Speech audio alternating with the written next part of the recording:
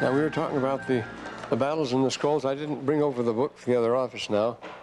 Can give you the reference, though, of course. We're told that, remember, Mormon waves his banner and summons the people in Mormon 46 and 20, and summons the people to maintain this title upon the land, entering into a covenant with the Lord. Now, in the IQM, in the battle scroll, in column 3, line 4, to maintain their title upon the land, and they make a covenant, and they not only come under the banner, but they also sign their names. They all sign their names. So when it says they enter into a covenant with the Lord, they did that in Qumran the same way, the ancient Jewish practice. Remember, we're talking about the practices that were carried out in the early days.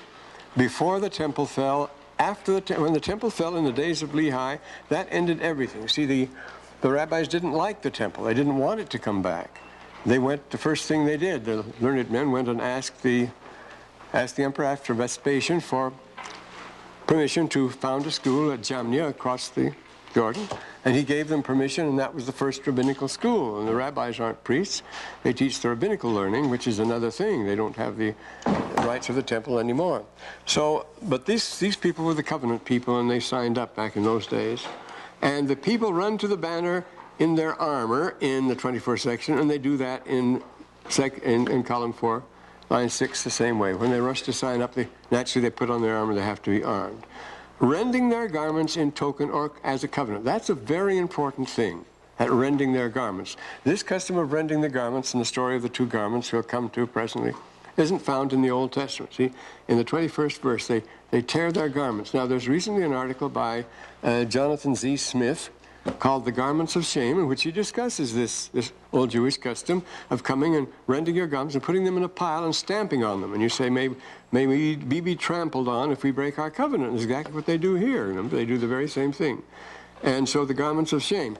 You'll find that in the History of Religions, that's the journal, 1966, pages 224 following. So, but it's the same custom we have here. Again, it's not described in the Bible, but it's the old Jewish custom. Let me see here in 21. Yes, rending their garments as token or covenant that they would not forsake the Lord. Or in other words, if they would transgress, see, this is a mystery, what you call a mystery when you dramatize a thing and carry it out this way. Transgress the commandments of God or fall into transgression and be ashamed of Christ and take upon them the name of Christ. The Lord should rend them even as they had rent their garments. And in the way Smith explains it, Jonathan Z. Smith explains it, they trampled on their garments, and the next verse it says they trampled on them.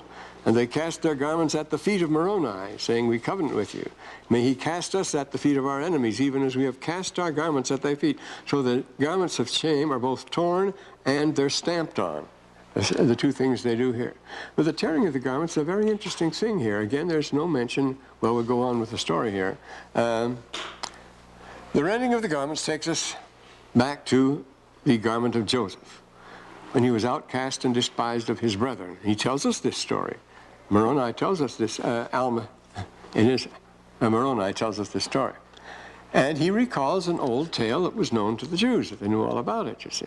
Because he says, let us recall, let us remember the words of Jacob. You won't find those words in the Bible. Where does he tell these stories? Well, I'll tell you where he tells them. Just a second. Be patient. Don't leave. Let us remember the words of Jacob before his death. For behold, before his death, on his deathbed, he saw that part of the remnant of the coat of Joseph was preserved and had not decayed. And he said, even as this remnant of the garment of my son hath been preserved, so shall the remnant of the seed of my son be preserved. So this was the preserved part of the garment. And be taken unto himself, while the remainder of the seed of Joseph shall perish, even as the remnant of this garment. So half the garment perished, was rotten. The other garment was preserved, shall be preserved, and had not decayed. Notice it says here, even the part of the garment which had not decayed. And so he is both sorrowful and joyful at the same time. Behold, this giveth my soul sorrow, nevertheless my soul hath joy. Now there's a nice contradiction. He joys and sorrows at the same time. Now this is a classic statement here. So let's see what Thalaby has to say. Now, we have Book of Thalaby here. We're very lucky to have it. I am. I have the only copy I've ever seen, and though it's fairly popular, it's required reading in Muslim universities. I never saw another copy. I got this quite fortuitous circumstances. And this is by Thalaby. The name is Fox. Now, when the Persians were converted to Islam, and they're the terrible yes, the Shiites of today, the Sunni, they're the Shiites that make all the trouble. They were converted to Islam. Of course, they'd been fire worshippers before, and they knew nothing of the prophets and so forth. And Islam is based on the Bible, Old and New Testament, and all the prophets, Jacob and Abraham, Isaac, and Jacob are constantly mentioned in the Quran. But they never heard of them. They didn't know who they were. So the great Thalabi makes a famous commentary, and this is the accounts of the prophets, how to explain them. Thalabi, his name means fox. He died in the year 1036, so he made this survey at the end of the 10th and beginning of the 11th century, mostly at the end of the 10th century, so that the Persians would know what they were talking about when they read the Quran, who the prophets were and what they did. Where did he get his information? Well, when Jerusalem fell, both at the time of Lehi and then again in the time of the Romans, in the time of the Dead Sea Scrolls, they go through the same routine again, see? As it tells us in the Book of Mormon, as Jerusalem has often fallen, often been restored, fallen and been destroyed, and then again has come back again. This is a routine. And after the time of the Romans, in the year 70 when it fell, they fled, and most of them fled to the one safe place, the very tolerant and receptive Persian Empire. They fled to the Persian Empire at that time and were accommodated there. And so there they settled, and there you find settlements of the Jews. So what Thalabi did was to go out and visit these old settlements where he could find the old-fashioned Jews and ask them stories about the prophets. And they would tell him this, and he's very careful to document who his informers are. The son of so-and-so, son of so. Sometimes he'd go back 5, 6, 7, 8 generations to find out where this story came from. But this is what the Jews used to tell, you see, before the fall of the temple. This is the story, and this is the story that one of the stories that Thalabi picked up. And so very important. He's going to explain this story of the garment of Joseph here. So, the week, 10 days before the invasion of Normandy, which I knew all about because I was supposed to, well, I was the intelligence clerk for 101st Airborne. We had to be the first ones. I blew every penny I had at George Salby's shop on Great Russell Street, across the street from the British Museum. George Salby is a great big man who has this marvelous bookstore. He has no shelves. He just piles them on the floor like that in great piles. He gets them in that way. He buys whole libraries, and he knows where every book is. Most marvelous. He knows he can put his hand on any book in the pile. And 2 Arabists by the name of Howells and Ellis had both died within the month, and he bought both their libraries. And so I blew every penny I had, all my money that I'd saved in Claremont, to buy up. Well, I was like a kid in a candy shop, all these things that you couldn't get anywhere else. It was marvelous, and of course Thalabi just sent me spinning.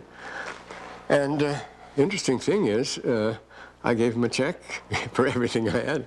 He trusted me, and 18 months later, when the war was over, he sent all the stuff to me, and not a single book was missing. He could have got away with anything, you see. He trusted me, and I trusted him, and perfect deal. I don't know whether I'd trust people like that today. I got it all. He sent me the whole library, and I haven't, except those I've given away. Well, he's talking here about this. It's about the kameez, about the shirt of Joseph and the 2 things. And this is what he says. And when Joseph made himself known to his brethren, sa'alahum an abihi, he asked them about his father. What happened to our father Jacob? See, he's in Egypt now, and he was the important man. The brethren have been brought before him. And when he was brought before them, he asked them, what happened to our father Jacob? What happened to my father after I left, after I was no longer there? And they say, he lost his eyesight from weeping. His 2 eyes went away. Oh, thank you very much. These are more of these, if you didn't all get one the last time. Brother Benson's talking the Book of Mormon, very important. So be sure to pick one up before you leave. So he said, Jacob lost his eyesight from weeping for his son Joseph here.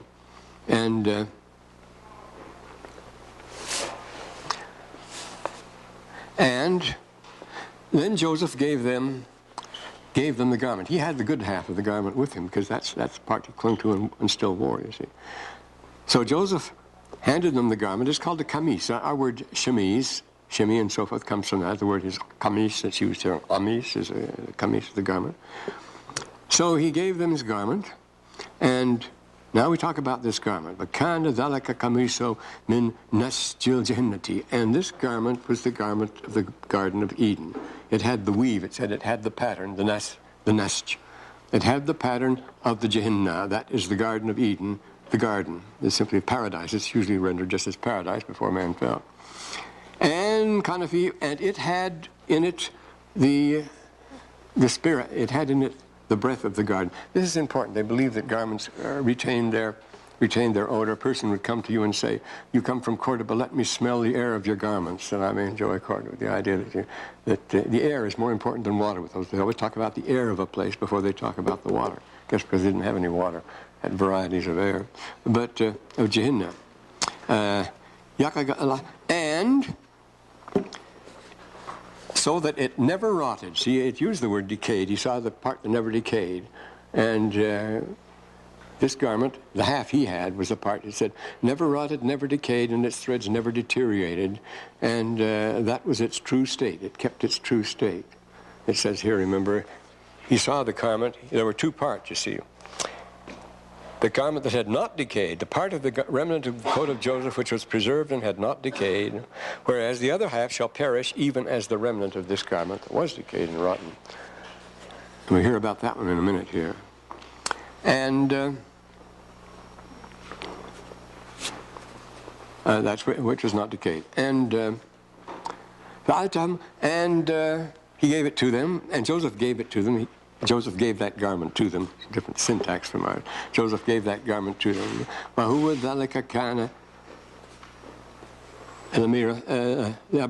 this is the important here. And this was a garment that had belonged to Abraham. You see the idea, the garment of colors and so forth, that's an invention. If you look up in your Bible, if you have a Bible, every time it mentions many colors, the word colors are always, even in the commentary, the garment and the garment is always in italics because it's put in there by modern editors. It's found in no ancient source. It's not a garment of many colors at all.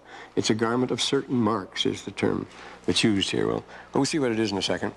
But in this garment, he says, was a this garment had belonged to Abraham, and it already had a long history, what called Madakisati, and already its history was long lengthened, because it went back to the Garden of Eden, you see. That's the garden. It's the only one, you see. Just as we treat the story of Cain and Abel, we trivialize this. We say, well, here Joseph was the youngest kid, so his father favored him and gave him a pretty garment of many colors. I say there's no mention in any source, ancient, of a garment of many colors. That's trying to explain it, you see, of modern editors. And a rather trivial thing, but here it was the garment he gave them. It was the garment of the priesthood. No wonder they were jealous of him, that he, being the elder brothers at the youngest, in the patriarchal line, you see, coming down from Abraham, this garment had belonged to Abraham, it says, and it's come down to Joseph instead of to the other brethren. And then you always get lost among all these little tiny things here. Yes, which had belonged to Abraham. And he said to them, "Ithabu bikamisi, go with my garment." Well, with garment hava, go with this very garment, he says. Vakluhu ala wajhihi abi, and place it upon the face of my father. Va'alkuhu kazit tamit ala wajhi abi. And then come back. Ta'ata basiri, and his sight will return to him. It's a miraculous garment. Place it upon my father's face, and his sight will return to him. Get a place. So they took it, and well, I haven't come to that yet. And then come back to me and bring all the family with you. And so they did. This is when the Israelites went into Egypt. They brought Jacob back with them, and the whole family came back to Egypt. So he says, then return all and come back to me. Remember the story of Joseph and his brethren. And when they had placed Egypt behind them and finally arrived, it means they turned their faces toward Canaan and had finally arrived there. Their father Jacob said to them, behold, I detect in this garment the odor. Reek is the same word as ruach. It's the same word as the English reek. You see, a reek is smell or an odor, and ricky is smoke. You see, ruach, rauch in German, of course. But they used to call Edinburgh Auld-Ricky because it was a smoky city. They burned coal there. See, Auld-Ricky, it's the smoky. The same word we use. The Hebrew word ruach is the Spirit, the Holy Ghost, ruach HaKadosh. And the same word in Arabic, rih, it's always feminine. It's the wind. It also means wind. It means spirit. And in the Dead Sea Scrolls, it's led to lots of controversy because when it talks about the rih, does it mean, for example, the story of Abraham in Egypt, an evil spirit has come, or is it an evil wind? The Jewish scholars don't like evil spirit. They don't like that, so they change it to evil wind. And it can be read evil wind, all right. But it obviously means, and they admit it always means an evil spirit came on Pharaoh. But here we have, if you don't, inni jiddu, it means I detect, I perceive, I note. He's blind, you see. The Riha Yusuf, the odor, the smell, the spirit of Joseph. If you do not think me out of my head from old age and a bit barmy. Tafinu, tafahuna. You knew that aif tafahuna. And then somebody else says, oh, it talks about the spirit that's in it, the east wind that has brought it, and so forth. And this is a very important thing. And when they placed it upon the face of Abraham, the face of Isaac, he smelt also the smell of the Garden of Eden. And and then he says, for behold, there is not in all the earth another garment that has that smell in it. This is a unique thing. It is the garment, you see. Min riahi jinnati, for there is not in any other garment on earth of the winds of the Garden of Eden, unless it is in this one garment, he says. So you can see why the brethren were so jealous. It was the garment. It was the garment of the priesthood. And then he says he perceives three, he knew it. It says, the commentator says, he recognized that it was Joseph's garment by feeling it first because it had 3 marks in it. As I say, when we talk about the, oh, we better come down to our text here.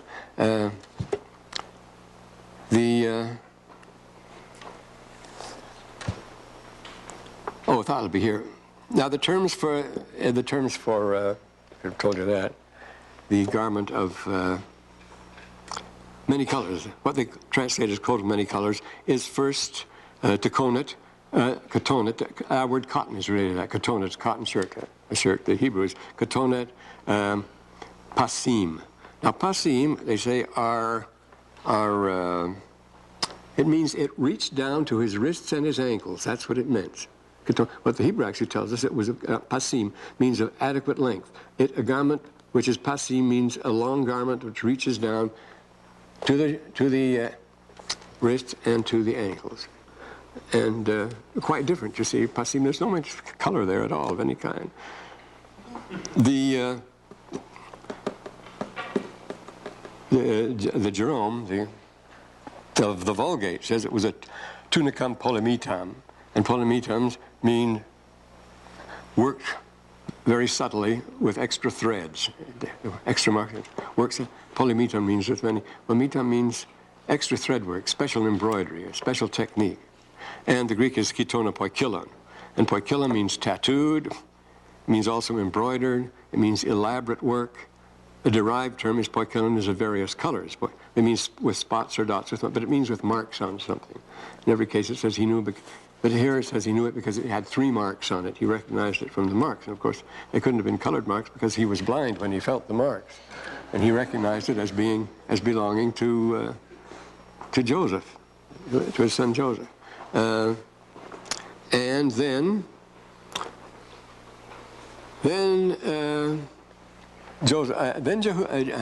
Judah says, the Safa,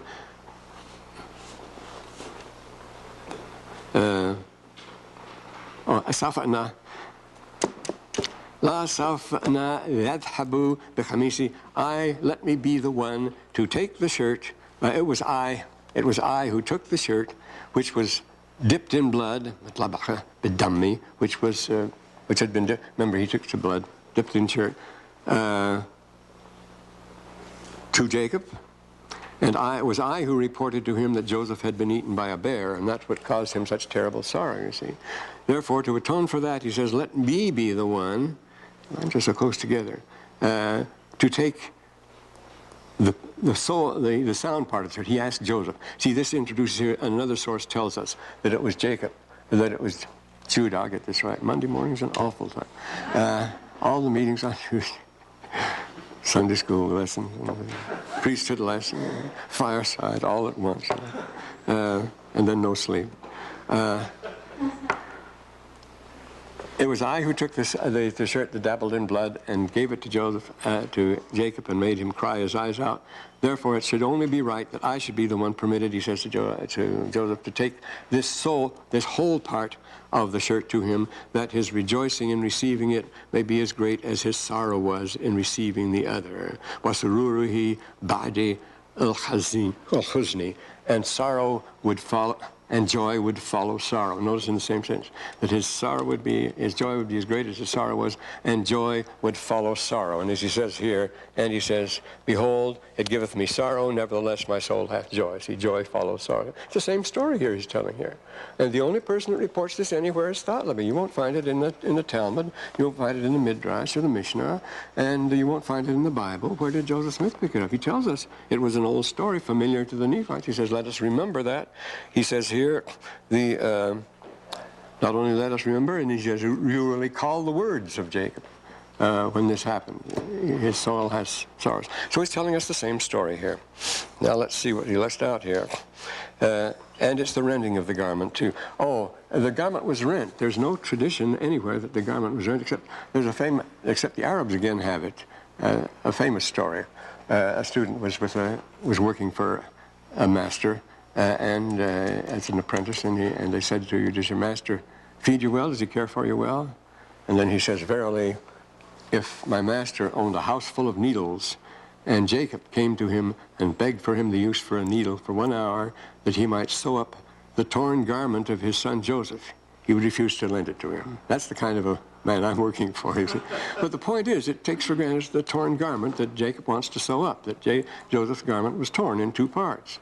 And one part was spoiled, and it never rotted. One part it belonged to Abraham, and it went back to Adam in the tradition. It was the garment of the garden, and it had the marks on it. That's why Jacob recognized it, and that's why the brethren were jealous, obviously. It was the greatest favor he could possibly give him. So this is a great thing, you see, and here we get something in the Book of Mormon that really sews things up. And then it goes on to his dialect with death, because he says, and all this happened on Jacob's deathbed. And it says here, yes, it is a dialogue between Jacob and death, which is a very important one, incident. It has to do with another subject. I have to be writing on at present. But he says, let us remember the words of Jacob before his death. For behold, he saw part of the remnant. It's exactly the same story. Part of the remnant of the coat of Joseph was preserved and had not decayed. It uses the very words here, was preserved and had not rotted. Babalatiya wala alahi sakim, and there was no sakim. Sakim means a weakening of sickness, a weakening of fiber, a breakdown of any kind, sakim. And had not decayed. And he said, even as the remnant of my son have been preserved, so the remnant may be taken to himself, shall perish even as the And then he makes this comparison, and so we have, and also the people come running. This is the other source. You see the people come running, rending their garments, putting them in a pile, standing on them. Well, there's Jonathan Smith's article, which is the 5th volume in 1966. The first person to notice that, you see, was in 1966, the importance of this treading on the garments. All these things are here, these old Jewish customs. And then he says, don't get the good guy illusion here because of this. He tells them, remember in the 25th verse here, the remnant that perishes may even be our descendants, even ourselves it's talking about. Don't think just because we're not Lamanites that this doesn't apply to us. He says the remnant may very well be ourselves. And where he says, and then, yes, the 27th verse, the remnant which shall perish have descended from us, yea, even it shall be yourselves, if we do not stand fast in the faith of Christ. Now, then, The banner is the type of the nation, as you saw before. The type of Joseph's garment was the garment of Kavi and so forth. And the garment had two parts, and he had the joy and sorrow. You see, we just recited. And remember the words of Jacob. And he says, remember, in the 26th verse, he says, now behold, this was the language of Jacob. So they had the written document. It was among the brass plates, probably the bronze plates. They had the written down because he says, we know the language, and, well, that was the story. That's the way, remember, language is used always in the Book of Mormon as the speech, as the listen, as the lip. Calls it an old story. He says, let us remember the words of Jacob. And he starts out, let us remember the words of Jacob, and he ends up by saying, now behold, this was the language of Jacob. They had the records. And then Amalickiah in the 30th verse makes the standard move, you see. The dissenting parties seek support in another country, as they do today, for example, as Cuba seeks support from the Soviets, as Pinochet seeks support from us. They divide that way. North and South Korea, one seeks support from China, the other from United Nations, mostly United States. And of course in ancient times, Hadad, when Jacob's general Hadad went down and conquered Arabia, the Nedj down there, the Prince, it was Joab, the terrible Joab. He went down and conquered, and it was Hadad who was the ruler. He was the Arab prince down there. He went over, fled to Egypt, and married Pharaoh's daughter. And that Pharaoh was the one whose other daughter married Sheshonq, who was the Pharaoh Sheshonq, whose other daughter married King Solomon. And of the three buildings Solomon built, the three greatest buildings were the temple, his own palace, and the palace he built for the daughter of the king of Egypt.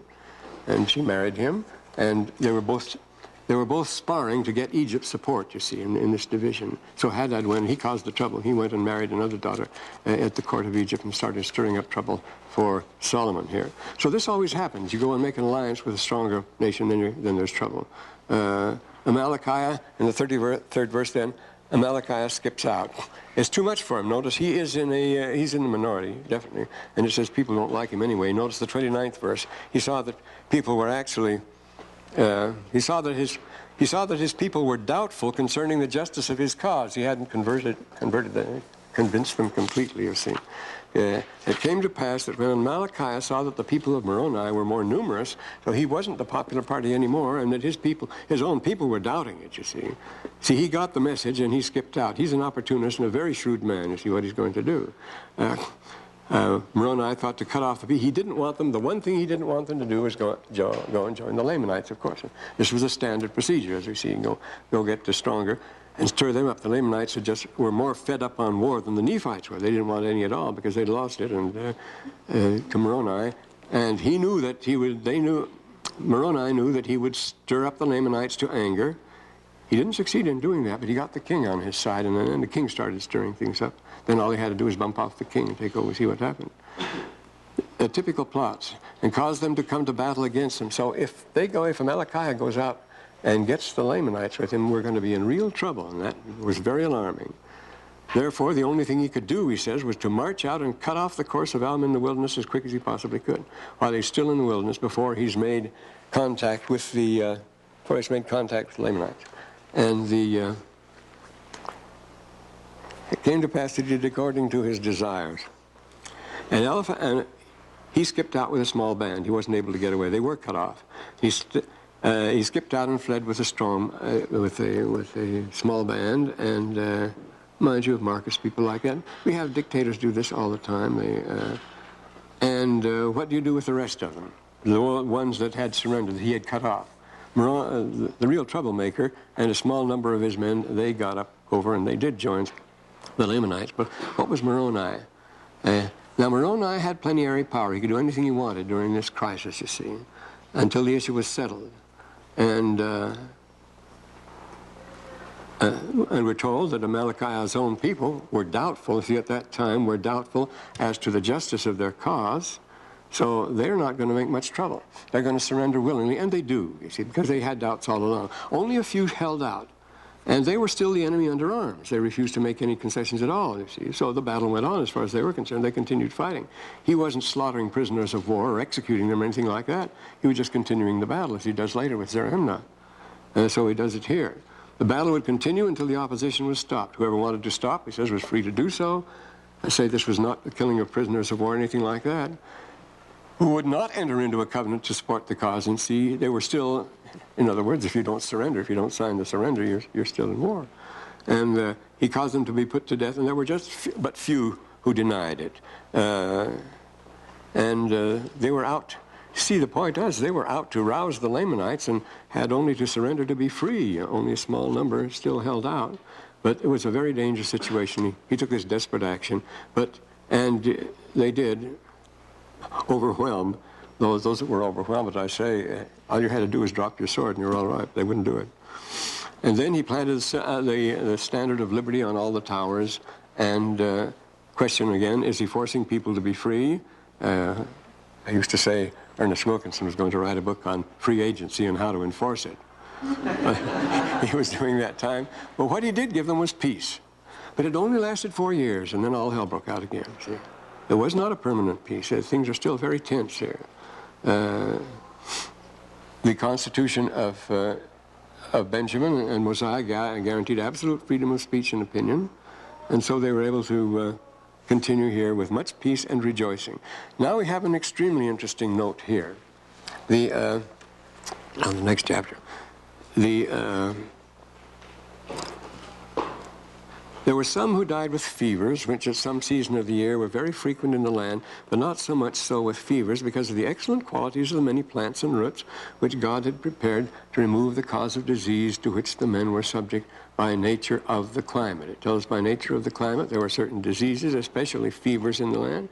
They were able to get the best of by many plants and roots. You notice how desperately we're searching now in the jungles of Central and South America for roots. We know that there are thousands of possible remedies that are disappearing every day, as every 15 seconds. They say every 15 seconds a new species of plant disappears forever. The way they're cutting down those forests, there are tremendous rates to make grazing land for McDonald's. And that's where the meat goes. But notice the Book of Mormon, how it's ahead here, the fevers and so forth. The plants and roots, and notice the plants and roots which God had prepared, they could conquer the fevers, the excellent quality of the, not much so with fevers, they were able to control fevers. See, not so much so with fevers because of the very good remedies they had from these plants, these tropical plants. And quinine wasn't discovered until 1840. Nobody knew that the quinine bark would cure these fevers until then. They didn't know what could cure them. Of course, they didn't know about mosquitoes or anything else. But it was a subject, again, here we have a wonderful insight. These occasional flashes of background in the Book of Mormon, which for the most part concentrate intently on the issues of salvation. But here it just happens to note in passing, it's good to note, see, it was fever country, diseases to which men were subject by the nature of the climate, which was tropical and humid. You get that obviously. And it says especially fevers which they held under control, the most excellent quality of the plants. Now, consider the astonishing wealth of evidence in this one chapter here. And the question immediately arises, can Joseph keep up the pace? I mean, we could have spent the whole semester on this chapter, all these things. But can he keep making so many bullseyes, one after the other? I mean, things that nobody would have guessed, I mean, back there. As I say, quinine, the sovereign remedy, the first to be discovered was in 1840. Didn't even have, but they know all about this in the Book of Mormon. They know that it's tropical, and they know what to do about it. And I say today, for the first time in the last 10 years, we're suddenly beginning to realize that as those tropical forests go, we'll lose probably the best remedies possible to many diseases that we're not on today. They talk about curing AIDS and all sorts of things. If we can only have time to test the numerous plants, roots, as it says, roots and plants. And of course, the roots are famous and the rest of it. Now, we go on to, now we have a very important thing. It's very important to mention this here. We're already, in this chapter, we have mentioned in the Book of Mormon 4 different cultures, 4 sharply marked cultures in the Book of Mormon. They're hostile to each other. They're all related and so forth. I'm going to list them this way, though. First of all, you'll find the Brotherhoods. We'll call them that. Now, these are very ancient societies that you'll find from the earliest times. And the first, I'm going to call the Brotherhoods. They call them that. That's what Santayana calls them, for example. the Brotherhoods, remember that Newton identified himself with it? I'm going to put it in quotes.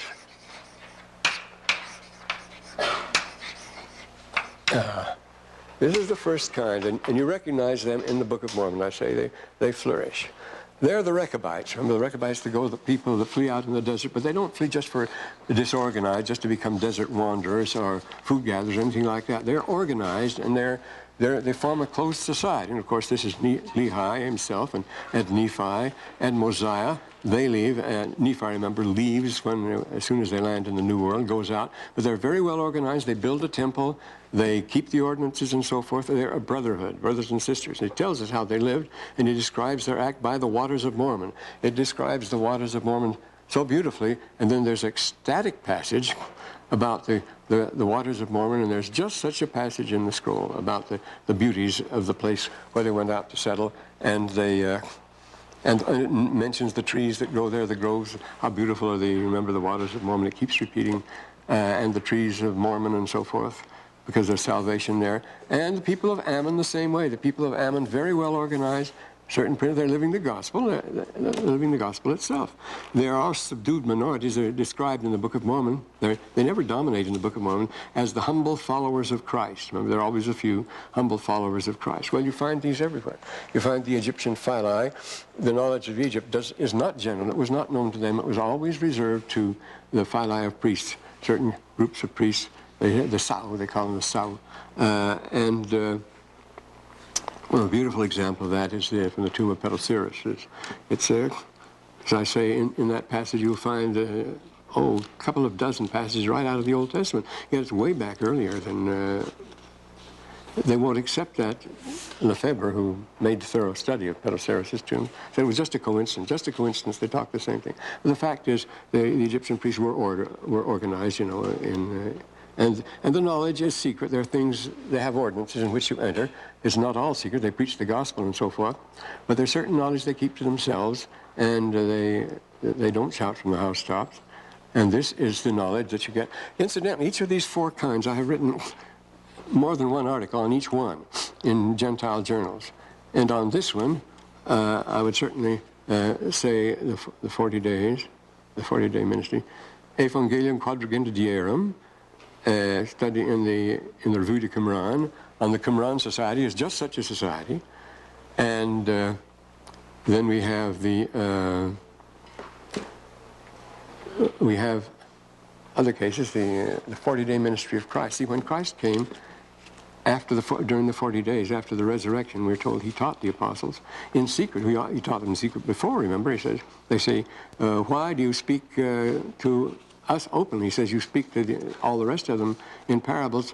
Why do you speak to them in parables and speak to us openly in the clear? He said, because to you it is given to know the secrets, the mysteries, he says, of the kingdom of heaven, but to them it is not given. It's a closed society with these instructions. They are the brethren. They call each other brothers and sisters and so forth. They're the humble followers of Christ. But we have these same societies existing throughout the ancient world. The Egyptians are a classic example here. The Hermetic societies, they are Hermetic, is what they are. This is the word that goes back. You'll find just how old are they, much debated about. But our word hermetically sealed, you see, Hermetic, because Hermes was the Egyptian Thoth, and in the beginning he taught the books of wisdom and so forth, and the secret societies were formed around him, of holy men, and the Hermetic literature. The Hermetic literature appeared very suddenly in the 16th century, in the 15th century actually, and got the Europeans all excited, and they thought, this is Hermes, this is the old knowledge that goes back to the beginning, and then in 1613, Casaubon showed that it was a production of the Christian period, probably. It wasn't first or second centuries, it wasn't ancient at all. But now we know it was ancient because it just picked up an ancient thread and elaborated on that. This Hermetic, you'll find Hermetic societies all doing about the same sort of thing. It means going back to Hermes, going back to the original wise man who taught in the beginning. And I have the whole bulk of the Hermetic writings, and they teach things that are very familiar in the gospel. Nothing strange about them. Then along with that is the Orphic societies. We have the Orphic gold plates, for example. It's like very much like the Nephi story, like Lehi's story. The Orphic gold plates are Brother Griggs, Wilfred Griggs wrote an article about that, the gold plates. And of course, we all know about the Pythagoreans, The Pythagoreans, remember, they lived in sacred communities. They gave us the Pythagorean theorem. They studied the cosmology. They all studied these things, and they dressed in white, and they had common meals, and they lived with their families there. There were sacred societies, and they inspired the rage of all the others living around them, and were exterminated. They were persecuted and exterminated for that reason, because they lived in the wealthy, lavish society of Magna Graeca, of southern Italy at that time. And then there's Plato's Lyceum. But see, it's always this idea, a group of philosophers, of men in the know, those understanding, those who have been initiated. I mean, if you don't understand what they're doing, if you're not in on it, if you're not interested, you can't be initiated, because you wouldn't qualify, you wouldn't want it, you don't know anything about it. But the church was that same. Oh, yes, a good example about that is the passing of the church, that article in the church history. And then I would say that's a better example here. See, that passed away. See, the church never recognized it. The Catholics say that the gospel had to be preached from the housetops. There was no initiation. There were no secrets in the early church at all. Well, don't fool yourself. There were all kinds, of course. The Lord was constantly. And then I say, after the resurrection, he came, and then he taught them. And for the first time, they knew what he was talking about.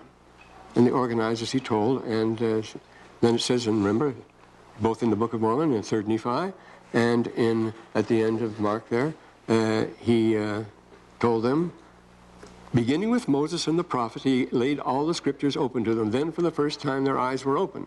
Then they understood for the first time. This was after the resurrection. Well, we don't have a word of the sermon he spoke. He taught them, you see. But any time you find a very early Christian writing, it's almost bound to begin. I collected them in this Dutch publication, the Revue de Qumran.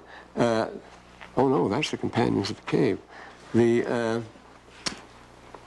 They always claim to have, you'll find this is the secret teaching that Jesus gave the apostles after the resurrection.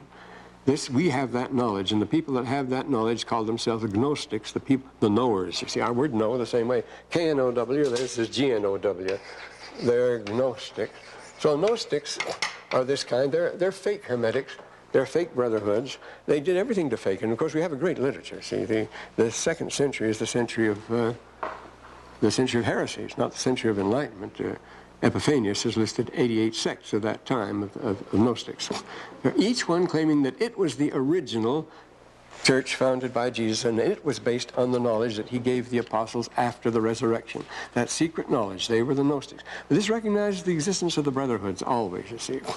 And then there's the 7 wise men. You go back to archaic times, the idea that there were 7 wise men, they're secret, they came together once every so often, 7 years usually, and compared notes and so forth, and then they went out seeking and spreading wisdom, spreading healing throughout the human race, and these were the Sophoi, the wise men that traveled, and they're connected with the 7 sleepers, the 7 sleepers of Ephesus. They formed a sacred society, and Qumran is mixed up with the sacred society because many people claimed that they were the 7 sleepers. You see, they fell asleep in a cave, you see, and slept for several hundred years and then came alive again. And that Qumran is the 7 sleepers. And today, they actually, I say in 1964, I went out to Rakim, south of Amman there, with Ani Dajani, who was the head of archaeology for Jordan. And we visited this settlement of Rakim. It was just like Qumran. They had everything there. But I went back later, 10 years later, and what had happened? They had built a huge mosque there, reinforced, building it. They have changed the whole thing, and they say this is where the 7 sleepers, the original 7 sleepers, are here, and they've made a great Muslim shrine of it now. Shows how you can make a holy place overnight like that. They've invented the whole thing. These are the 7, but they're called the 7 sleepers of Ephesus, so I don't think they'd be the 7 sleepers of Palestine. They're the 7 sleepers of Ephesus. Well, I wrote a long article on that in the Revue de Qumran, as I say. And so it goes. And then you have this, among the Muslims, you have the same society. They're the Sufis. And then you have Abraham. Remember, Abraham had such society, the 318, which he circumcised and took into the covenant. You couldn't be a follower of Abraham unless you were taken into the covenant. And he founded, he established, supposedly, but the Kabbalah Kabbalah is very important. You can spell it almost any way you want. They usually spell it with one L today. But Kabbalah means to receive. Yet what you received back from Adam, that it was the original knowledge, the gospel preached by Adam, then handed down through Noah, through Seth, to Abraham, through Enoch, to Abraham, and right down to our times. And this is called the Kabbalah, the received knowledge that went back to the beginning. And of course, they form themselves into closed societies, very secret, very advanced knowledge. They study astronomy mostly. That's what you get in the book of Abraham, as Kabbalah. And in the East, in the West, they flourished as the Katharai, the Bogomilians, the Waldensians, and so forth. It's very interesting. When I was on mission, I was in the Black Forest most of the time, and I came upon a man in Durlock who said he was one of the Waldensians, and he asked me would I go up and visit their people. They lived in a little village called Pinache, way out of the way. Even the bus didn't go there. And all the names in the cemetery were French and so forth. And there were Waldensians who fled in the 13th century and lived there ever since. But they claimed to be a brotherhood, and that's why they were driven out. They claimed to be the brotherhood. We have these societies in Europe, a book that has been caused quite a flurry recently called Holy Blood, Holy Grail, by Lincoln and by 3 English BBC investigators. Goes into that particular subject. You can get it in the bookstore. And then there flourished in modern times utopian societies that tried to get back to that. In America, they reached their peak in 1840s, and there were half a dozen of very much like the church. In fact, it's the 50th, 51st around there, section of the Doctrine and Covenants deals specifically with the Shakers. They were one of those groups, you see. A recent volume of the Geographic magazine on the Shakers. They reached their peak right in 1840 and 1850, and one of the members of the church had been an active Shaker, and they were sent. Remember, the brethren were sent to the Shakers to preach them the gospel. Say, but don't let them preach it to you. Well, today there are 12 members left of the Shakers. They still have their society. They ate at the common table. They had all their things in common and so forth. They had all these idealistic ways, and they believed that they had to live in complete chastity. Therefore, they never married. But that wasn't why they dwindled away to nothing, because they grew very rapidly and were very popular when people wanted to retreat and join and finish their lives with them and so forth. That didn't stop it. They just withered up, was all. So many of these and others, like the Amana Society, little things that are rather picturesque today and so forth, and the Owenites and various model communities in the New World and New England and so forth. The first spiritualists started out, as a matter of fact, in the same way. Started out in Maine, and then they moved to Rochester, New York, right near Joseph Smith. And within 10 years, they had 10 million members. And today, there's nothing left of them. It's an interesting thing, the way these things carry on. But they tried to be these secret societies. The most interesting was Jung Stilling in the 18th century. A man called Jung Stilling. He got 3 million acres of land from the Tsar Alexander I of Russia. To grant his people, and they got themselves covered wagons in the 18th century. They started migrating. Incidentally, the 3 million acres were in Bessarabia on the eastern shore of the Black Sea. It was good land and so forth, and they started to go there and make their pioneering. He was going to find the new Zion, and all this talk about Zion and so forth. And on the way, he had a vision that told him that was not the place. They would have to go back. Another people would do it later. They would go in the opposite direction, but they would be led by a man with his name, Jung, see? And so that ended the movement. He became a very famous, you might call him a mystic at the time. So that but even in primitive societies, you have fraternities and you have clans. They're divided. See, the Hopis are divided into the antelope clan, the snake clan, the bear clan, and so forth, the turtle clan. And they have their secrets and their initiations and so forth. They're brotherhoods. You find these brotherhoods everywhere. And then you find monastic movements. You find, beginning with monasticism in the 4th century with St. Pachomius and naturally St. Anthony, and then going to Cluny, and then going on to the Cistercians. They become rich and powerful, but they're closed societies of brotherhood, living together, sharing secret knowledge and initiates and so forth. And then following after Lehi's time, Lehi was a contemporary with the Buddha. Everywhere you have Buddhist monasteries all over the East, as you know, the monastic movements of the Buddhist brethren. succeeding the Bain or the Lammas brethren. The Lammas were earlier, but they're all the same thing. They live in these great monasteries. They live their life, and they think they're living the life of angels, heavenly existence, and so forth. So they're the Brotherhoods. You find them Christian, you find them Buddhist, and you find the Sufi among the Muslims, and so forth. So this is our type 1, the Brotherhoods. The other types, it does exist in the Book of Mormon. They always do. We want to consider the others because it has a relevance.